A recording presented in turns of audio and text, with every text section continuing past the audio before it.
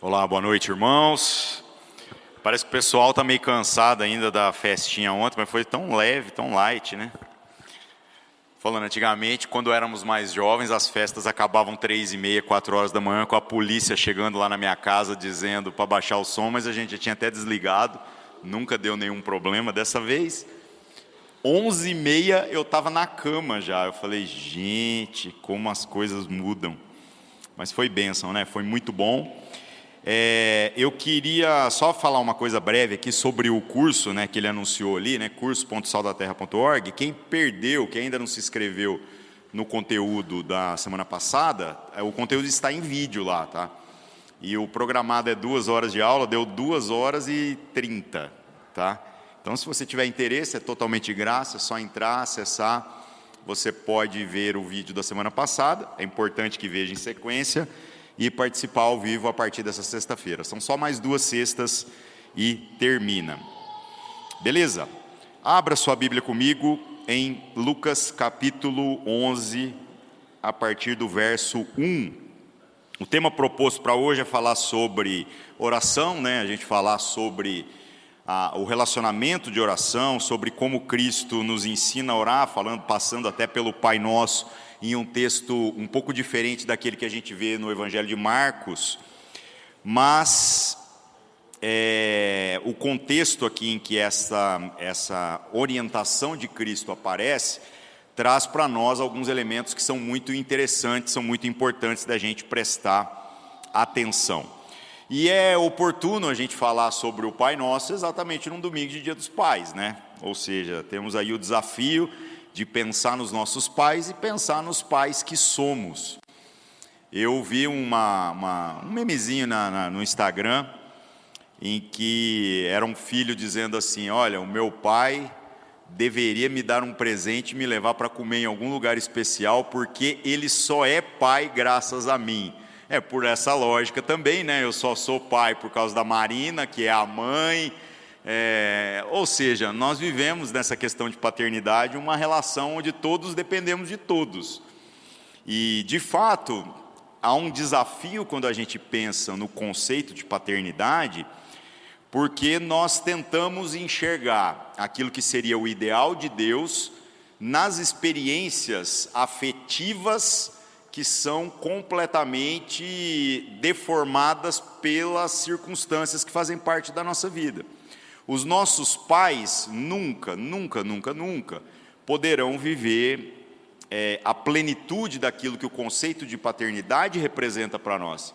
E eu confesso para vocês que isso na minha vida foi algo muito difícil, mas foi uma das coisas mais importantes na medida em que eu conheci o Evangelho, em que eu conheci uma referência de paternidade que fosse maior do que aquilo que eu experimentei.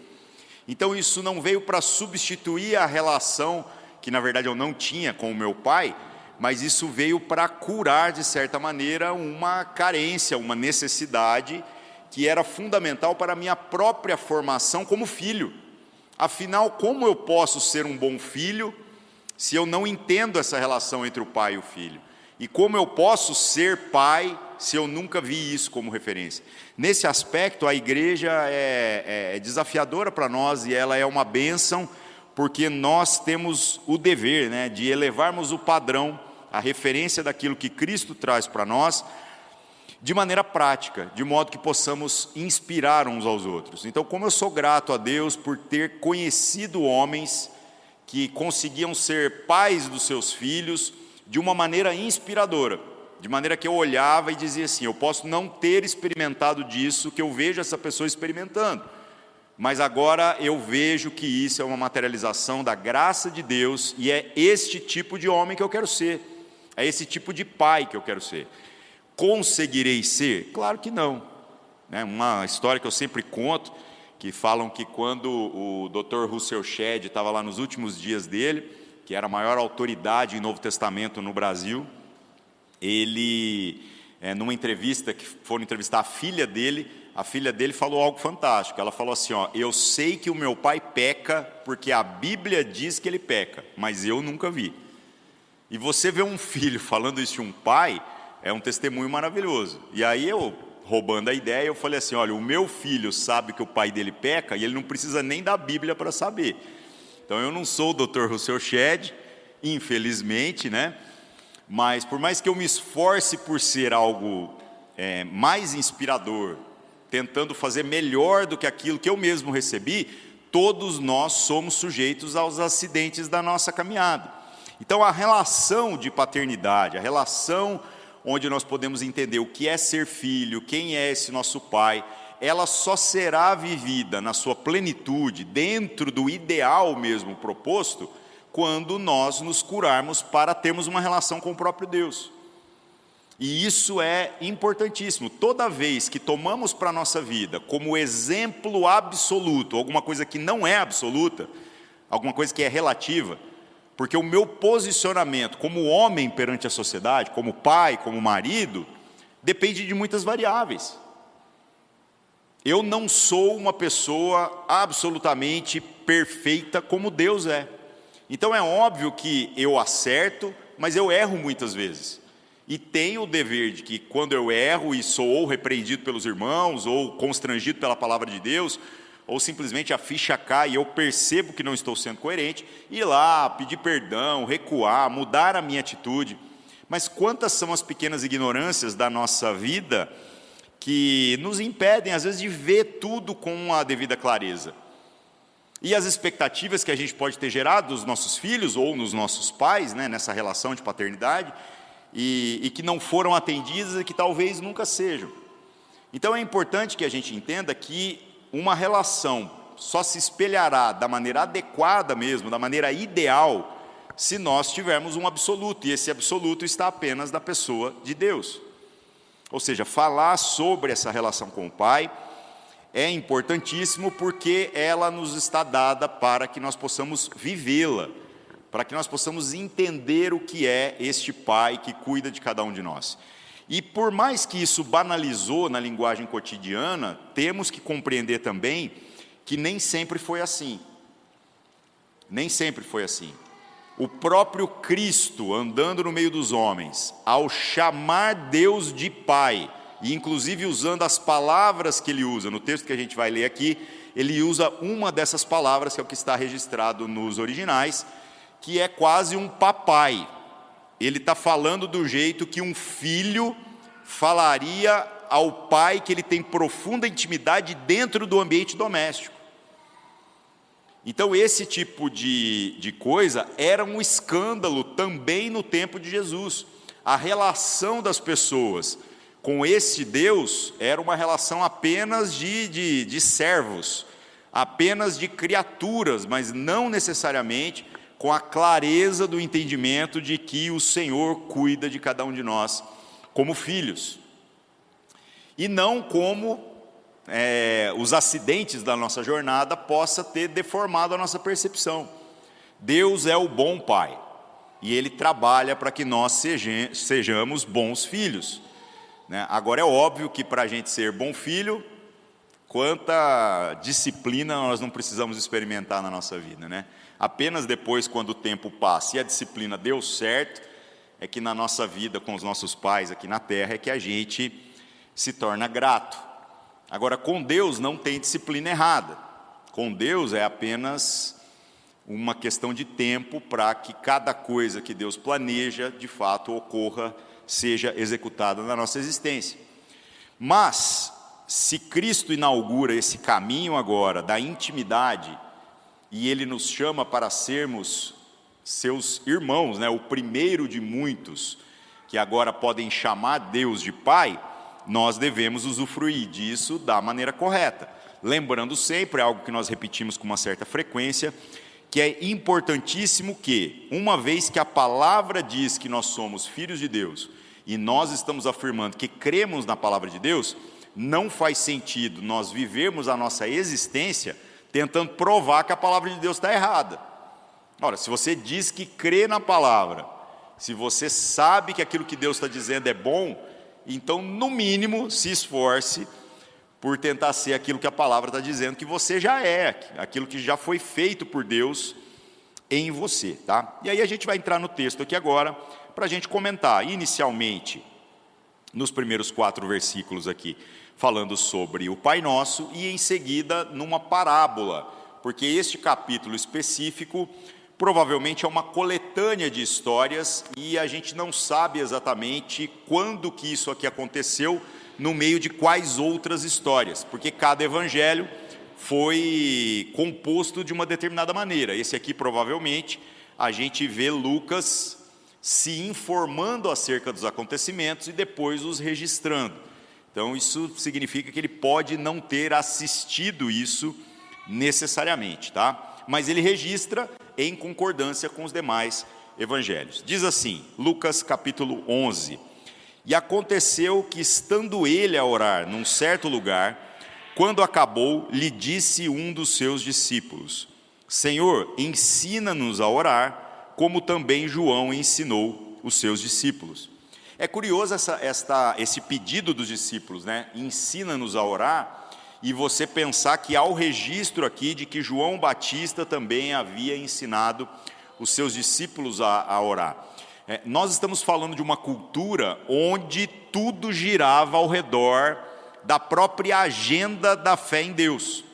Ou seja, o sábado, a questão de guardar o sábado, de não trabalhar, de não fazer isso, e as palavras que as pessoas diziam quando acordavam e antes de dormir, toda a vida religiosa permeava a existência dos homens.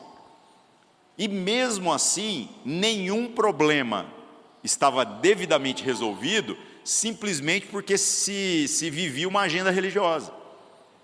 Porque Deus tinha o espaço na sua agenda, Deus tinha o dia, você sabia como falar, como não falar, como tratar, quais são os costumes, e ainda assim, a carência de uma relação mais íntima. E é por isso que há esse pedido, fala, ensina-nos a orar. E Jesus ensina. Jesus então traz uma referência aqui agora, íntima, profunda, e que serve de parâmetro muito claro para que esses discípulos, né, que estão fazendo essa pergunta, entendam agora qual é o tipo de relação que nós devemos ter com esse Pai. Então, verso 2: E ele lhes disse: Quando orardes, dizei, Pai nosso que estás nos céus, santificado seja o teu nome.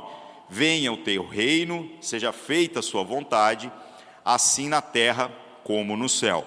A oração já começa, né, com o próprio Cristo ensinando aqui, que é uma coisa extremamente mesquinha quando nós buscamos uma relação com o próprio Deus apenas na busca dos interesses da individualidade. Ou seja, nós precisamos entender que o Pai é mais do que apenas o meu Pai, Ele é o nosso Pai. E você dizer que ama a Deus ao qual você não viu, a própria Escritura confirma isso. É muito fácil, mas a prova de que se de fato isso é verdade, é se você consegue amar o irmão que você vê. Ou seja, no entendimento de que estes são os irmãos que o Senhor me deu, no entendimento de que nós somos essa família chamada para a salvação, é que de fato nós podemos honrar e reconhecer quem Deus é, quem o nosso Pai é na nossa existência. Então não dá para você ter apenas uma relação com o Pai, dizendo que o Pai é meu. E tem música por aí, né, que fala Pai meu, Deus meu, e por aí vai, né? São pequenos detalhes, aí você fala assim, isso é comprometedor? Então, se a gente não prestar atenção até no que nós estamos cantando, daqui um pouco a gente começa a achar que as coisas todas são para mim mesmo, né? E não para nós, não para aquilo que é essa vivência da família da fé. E além dele dizer que o Pai é nosso, ele diz, reconhece que Ele está nos céus, reconhece a santidade do nome de Deus, e ele afirma, aqui ainda no verso 2, né, que deseja que seja manifesto o reino de Deus e feita a vontade de Deus, tanto na terra quanto no céu. Ou seja, ao se colocar diante desse Pai, saiba muito bem com quem que você está falando. Há uma devida perda de reverência que nós temos para com Deus, e isso muitas vezes ocorre também porque ao você deturpar a ideia do Pai nosso para o Pai meu, você comece também a projetar os vícios da sua experiência com a paternidade ou falta de paternidade, que podem deformar então essa relação com o próprio Deus. Você começa a projetar em Deus, na verdade, ou a sua expectativa ou a sua própria decepção. E isso não faz sentido algum. Nós temos que entender quem Deus é. E Deus é aquele que o nome dele é santo. Ele é aquele que reina, e o reino dele há de se manifestar de maneira plena, certo? No último dia. Então nós temos que entender que é com esse cara que nós estamos falando. Ele não é meu brother, ele não é o cara legalzão que está ali para resolver o meu problema. Ele é o Senhor e me deu o privilégio de ser chamado de filho. E ser chamado de filho inclui também, saber que há outros filhos e, portanto, eu tenho que reconhecer os meus irmãos. Aí no verso 3, ele acrescenta: dá-nos a cada dia o pão cotidiano, ou seja, apresente a Deus, a dependência que nós temos dele. Senhor, nós temos carências todos os dias. Quantas vezes eu já vi pessoas que faziam orações da seguinte natureza: a pessoa dizia assim: Deus, a única coisa que eu peço é que o Senhor me dê saúde, o resto pode deixar que eu resolvo. Olha, gente, com todo respeito, me dá saúde, o resto eu resolvo. Essa oração é uma oração de independência. Você está virando para Deus e dizendo assim: eu só quero de você isso, porque se eu pegar mais eu vou me comprometer. Quando na verdade nós poderíamos dizer assim: Senhor, eu não quero nada que não seja a sua vontade para a minha vida. Então, se o Senhor me der dinheiro, que eu possa fazer com que o dinheiro glorifique o seu nome, até mesmo na maneira de eu administrá-lo. Mas se o Senhor me der trabalho, e que não se traduza por dinheiro, que eu trabalhe de maneira a glorificar o seu nome. Se o Senhor me der dores, que nas dores eu glorifique o seu nome. Ou seja, eu reconhecer que eu dependo de Deus, independente de qual seja essa porção cotidiana. Porque é muito fácil você tratar Deus como o self-service. Eu vou lá, eu quero isso, eu quero aquilo, e o resto eu não quero. Então, o próprio Cristo diz, dá-nos a cada dia o pão de hoje, ou seja, a porção de hoje. E o que tem nessa porção? Se você parar para pensar no próprio cardápio das festas judaicas, quando se celebrava, por exemplo, a Páscoa, havia uma determinada ocasião, da mesma maneira que foi feito na Páscoa lá antes de sair lá do Egito, havia o dia em que se comia ervas amargas. Ou seja, aquilo que é a refeição proposta nem sempre é aquilo que é o mais gostoso e o mais agradável. Imagina uma criança falando com seu pai e pressupondo que tudo que ela pedir tem que ser atendido do jeito que ela vai pedir, Então, você viraria e falaria assim: eu quero comer cachorro-quente todos os dias. Ou eu quero ir no McDonald's todos os dias. Ou eu quero comer só sorvete todos os dias. Então, não é este tipo de posicionamento que nós estamos colocando diante de Deus. Mas nós estamos reconhecendo: Senhor, nós precisamos da porção do dia. E o Senhor sabe muito mais sobre o que é necessário do que nós. E aí no verso 4, ele completa: e perdoa-nos os nossos pecados, pois também nós perdoamos a qualquer que nos deve, e não nos permitas cair em tentação, mas livra-nos do mal. E aqui termina a oração. Este começo, quando ele diz perdoa-nos dos nossos pecados, é incrível a firmeza com que essa oração de Cristo agora aqui faz com que o homem tenha a responsabilidade de se apresentar diante desse Pai como ele verdadeiramente é. Como ele verdadeiramente é. Ou seja, perdoa-nos os nossos pecados. Você está pedindo alguma coisa? Sim. Estou pedindo o perdão que inclusive já foi dado pelo sacrifício de Cristo na cruz. Mas ao mesmo tempo, quando você diz perdoa-nos os nossos pecados, você está confessando que você peca. Então Cristo traz um padrão aqui que para ele não serve, ele não pecou, Mas ele está nos ensinando sobre como nos posicionar. E como é essa maneira? É sem máscaras. Sabe, Deus, deixa eu contar para você o que é que aconteceu e o porquê aconteceu.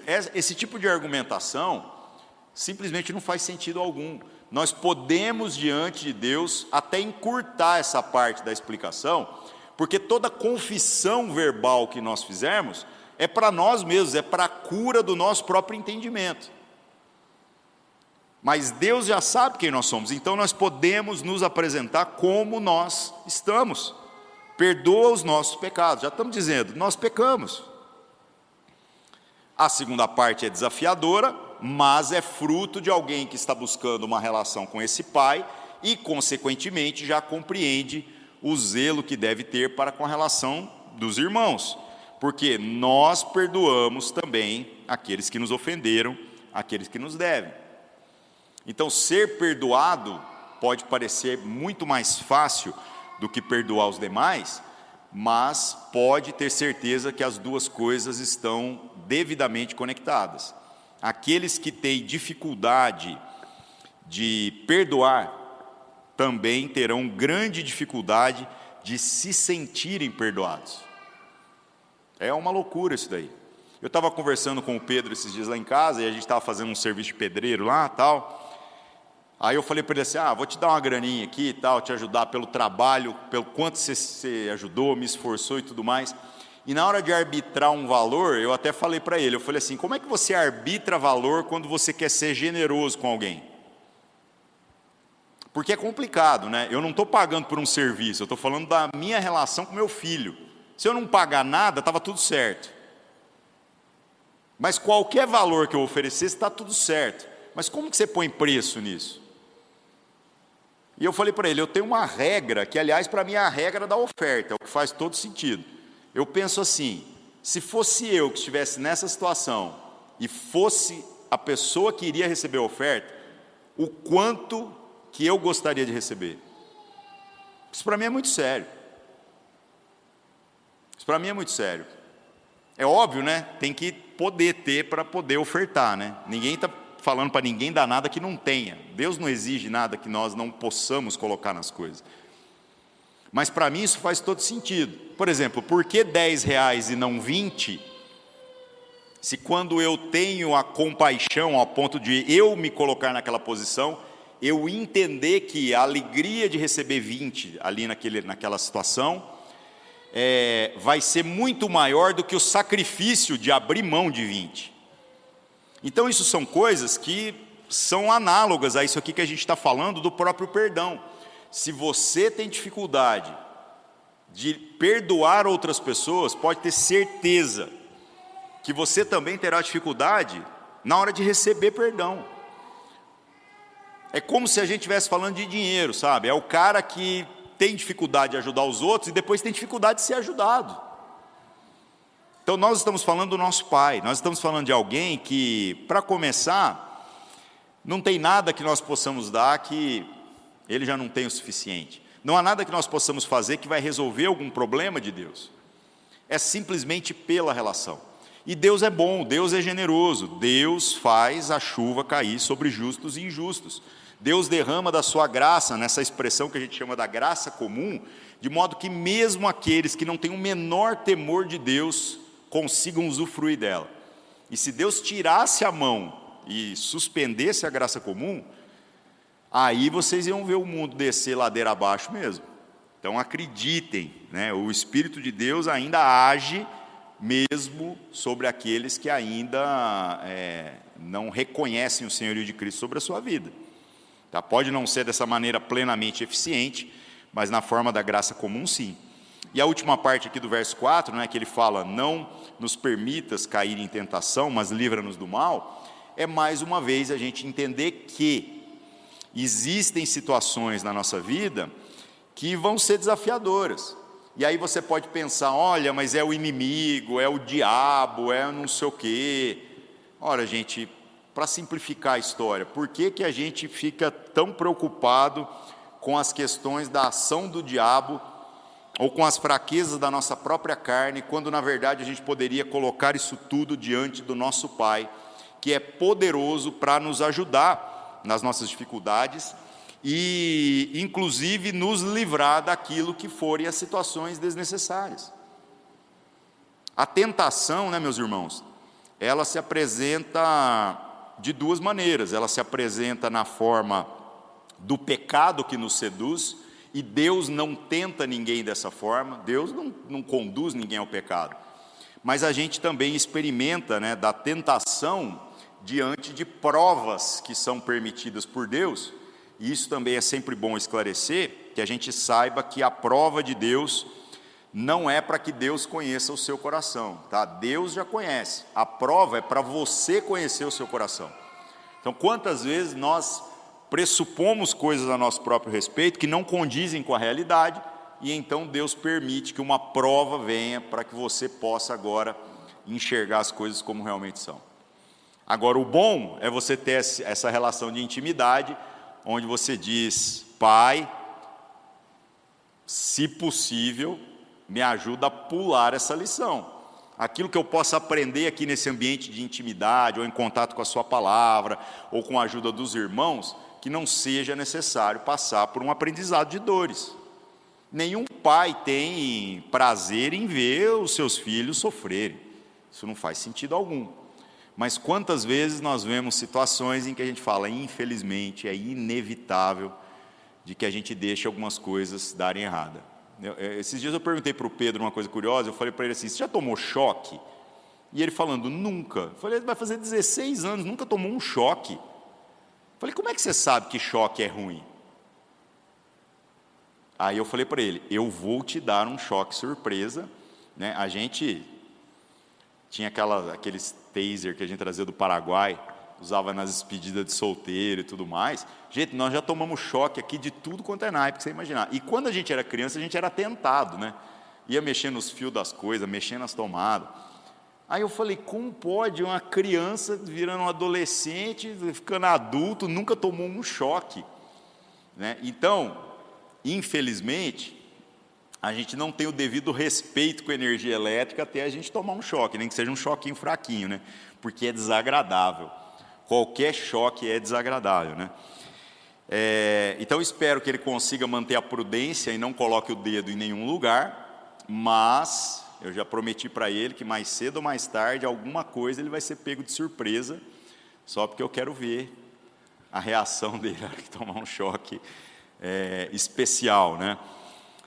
Então existem coisas que infelizmente a gente só aprende da pior maneira possível, mas numa relação de intimidade com o nosso Pai, nós podemos ser livres disso daí, né? Nós podemos ser livrados do próprio mal. E aí, meus irmãos, do verso 5 aqui em diante, é que entra a parte até mais interessante dessa mesma história, porque Jesus fala sobre uma parábola e que está diretamente ligada à própria instrução que ele deu acerca da oração, né? E muitas pessoas, às vezes, passam desapercebidos sobre o que o texto está dizendo e não meditam na profundidade das palavras, e dentro de uma coisa assim que chega a ser até óbvio, né?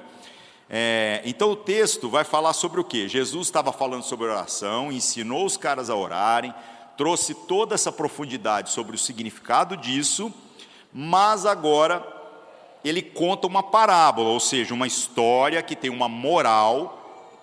E essa história não é literal, tá, gente? Ela não é um acontecimento, não é algo que ocorreu, mas é algo que a gente pode tirar um exemplo de como é essa relação nossa com Deus e de Deus com cada um de nós. Então diz assim, vamos ler o texto aqui, verso 5. Disse-lhes também: qual de vós terá um amigo que, se for procurá-lo à meia-noite e lhe disser: amigo, empresta-me 3 pães, pois que um amigo meu chegou à minha casa vindo de caminho e não tenho que apresentar-lhe. Se ele, respondendo de dentro, disser: não me importunes, já está a porta fechada e os meus filhos estão comigo na cama, não posso levantar-me para te dar. Verso 8: digo-vos que, ainda que não se levante a dar-lhes, por ser seu amigo, levantar-se-á todavia, por causa da sua importunação, e lhe dará tudo o que houver mister. E aí é interessante, porque eu já vi muitas pessoas lerem esse texto e às vezes pensarem assim, então o segredo aqui é encher o saco de Deus, é importunar Deus, é ir lá e ficar pedindo, eu quero isso, eu quero isso, eu quero isso, e Deus, para se livrar de você, vai ser o cara que vai falar assim, vai, leva esses pão logo. Só que, gente, o que a gente tem que prestar atenção no texto aqui, que é bem mais profundo, né? Deus não vai dormir, Deus não tranca a porta, e Deus sabe que você precisará do pão no meio da madrugada, meia-noite aqui, muito antes de você precisar do pão. Você não sabia que precisava do pão, mas Deus sabia. Então o exemplo dessa parábola não é sobre como Deus lida com cada um de nós, mas o que Lucas está escrevendo aqui é o registro de Jesus trazendo um ensino profundo, ele dizendo assim, até os homens que não sabem tudo que Deus sabe, que não têm todo o conhecimento, que não têm toda a provisão, até os homens, quando alguém vem e lhe pede a coisa de todo o coração, porque o pedido era legítimo, o que esse cara estava pedindo não era absurdo. Se você recebia, gente, ninguém andava à noite, tá? Nessa época aqui, andar à noite era pedir para ser assaltado, morto, alguma coisa do tipo. Então o que acontecia? Se esse cara chega tarde da noite em casa, e aí é obrigação do amigo hospedá-lo, recebê-lo, será que ele viajou o dia todo? Será que ele trilhou uma longa jornada? Nós não sabemos. Mas há um senso de dever daquele que está recebendo o amigo agora, ao ponto dele ir lá e passar pelo constrangimento de bater na porta do outro, porque ele não tem pão mesmo. E não é para ele, é para o amigo dele. Ele vai lá e passa por isso tudo.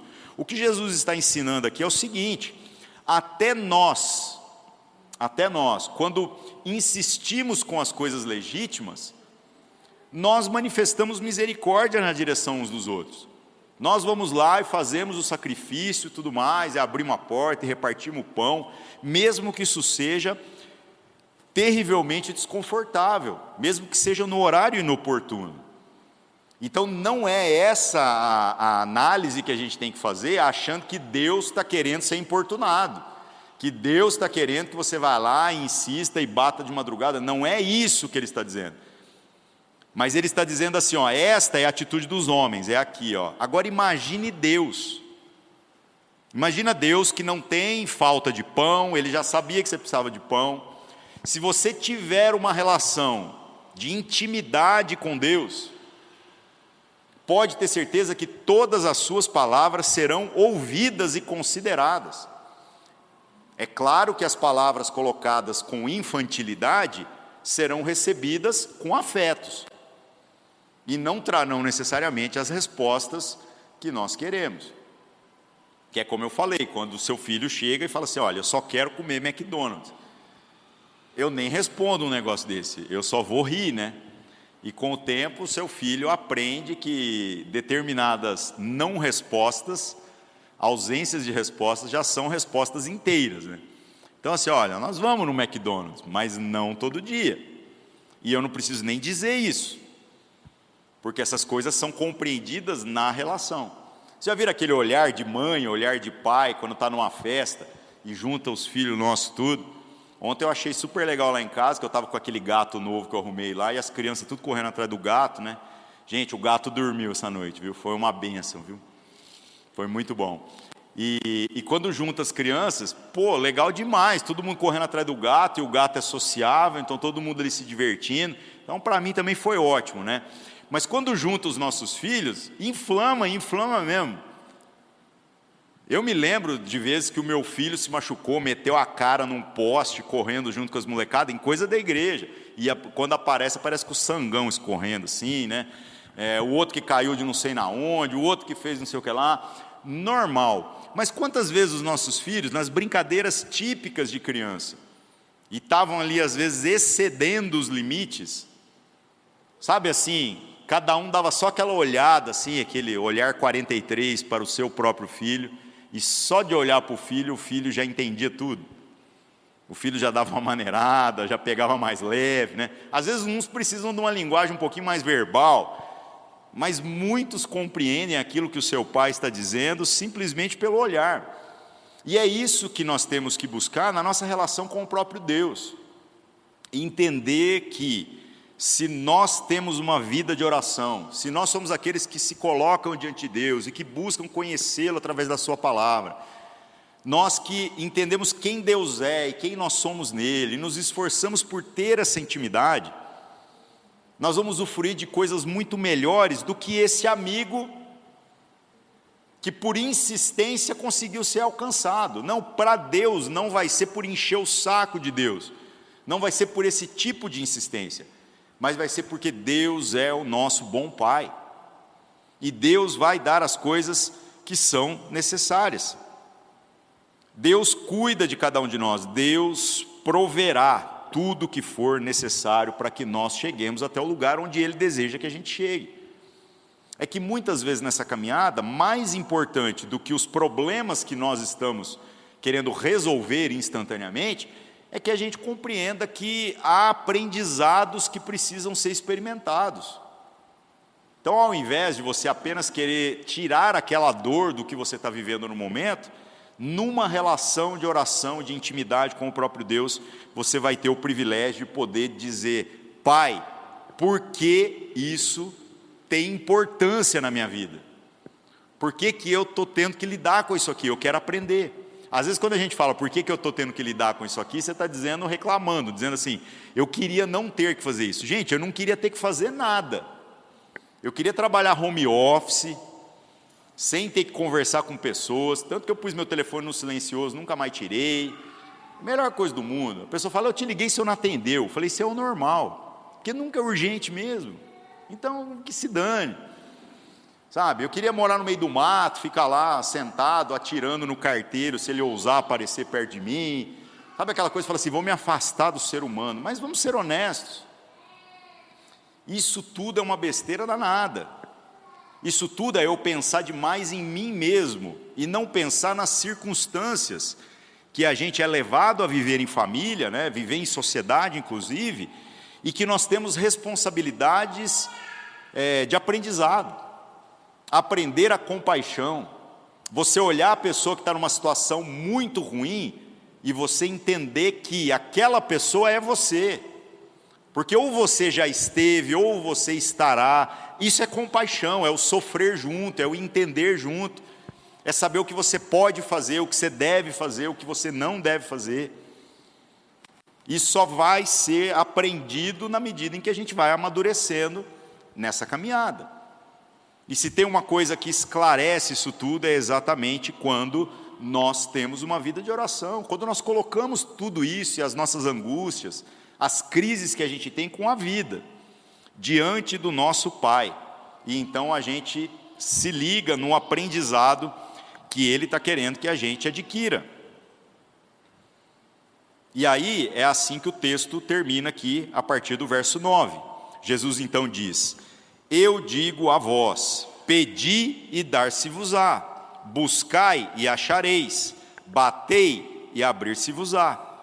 Porque qualquer que pede, recebe, e quem busca, acha, e quem bate, abrir-se-lhe-á.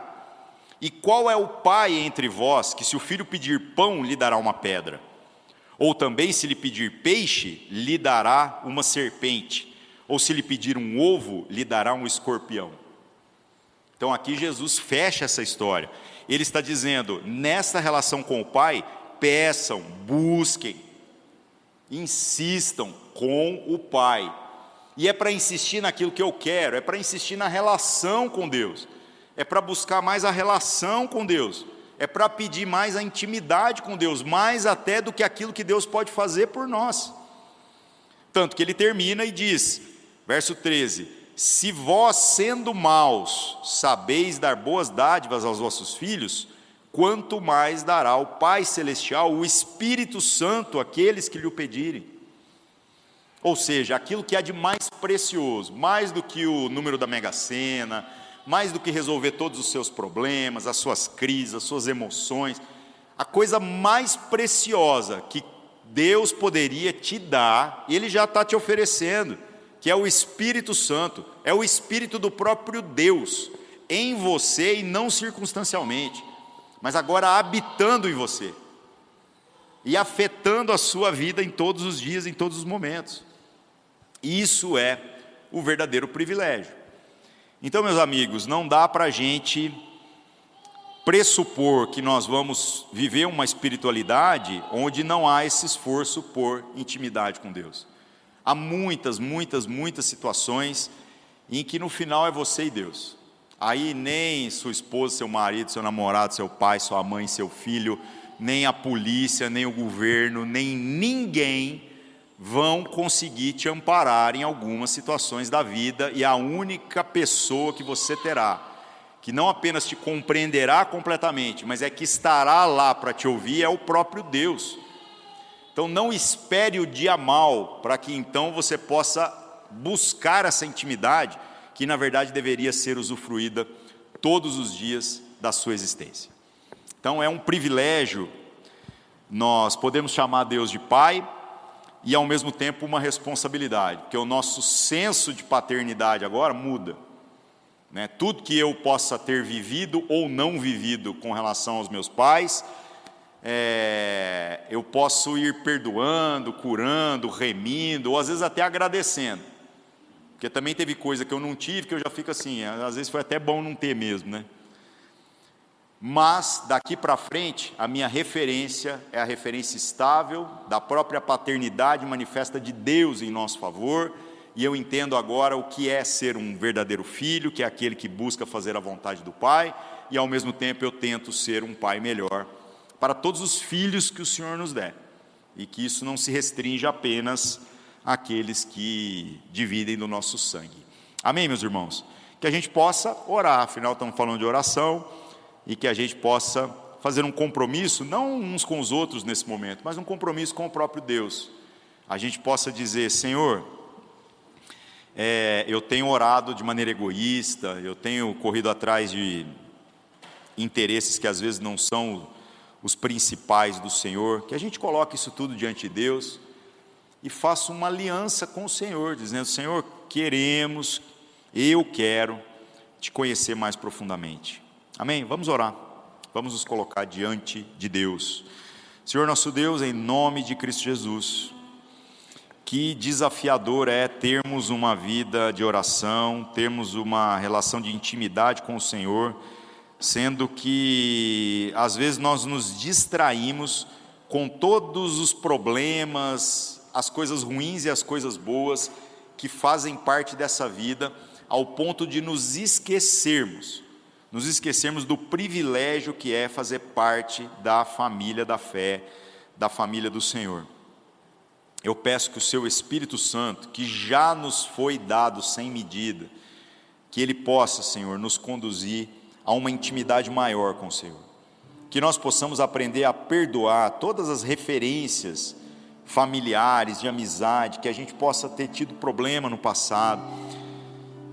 Que a gente libere o perdão por aqueles que não te conheceram, e exatamente por conta disso podem ter não sido as pessoas ideais para nos abençoar em certas circunstâncias, mas nós afirmamos que queremos ter uma intimidade com o Senhor, para que esses ciclos se quebrem agora, e se encerrem agora, que nós nos tornemos os filhos, que é como eles devem ser, que nós nos tornemos os pais, que é como os pais devem ser, os maridos, as esposas, nós nos tornemos os irmãos, segundo a referência do próprio cuidado que o Senhor tem para com cada um de nós. E eu clamo para que o seu Espírito Santo nos ajude, para que a gente saia desse egoísmo de só se apresentar diante do Senhor quando há necessidades, ou quando há pecados a serem confessados, mas que a gente possa conversar com o Senhor todos os dias da nossa vida, reconhecendo quem o Senhor é e quem nós somos. Que quando o dia mau chegar, Senhor Deus, não haja em nós uma burocracia para falar com o Senhor, mas haja em nós já uma conexão direta, estabelecida, algo que foi cultivado todos os dias da nossa vida. Assim clamamos e agradecemos por tudo que o Senhor tem feito por nós, em nome de Jesus, amém.